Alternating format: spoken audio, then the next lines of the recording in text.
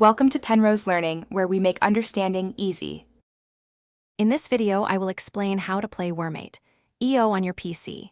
To begin, you will use your mouse to guide your worm across the screen, directing its movement with precision.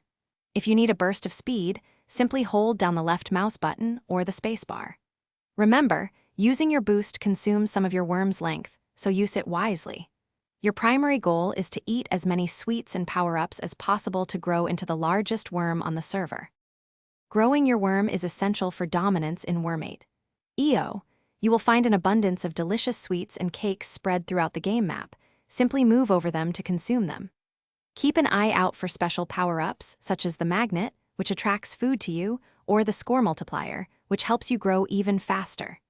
Defeating other worms also provides a significant feast, as they drop all their accumulated mass upon elimination. Mastering a few strategies will significantly improve your gameplay. A common tactic is to encircle smaller worms, gradually tightening your loop until they have nowhere to go and collide with your body. Always be mindful of other players and avoid head-on collisions, as this will instantly end your run.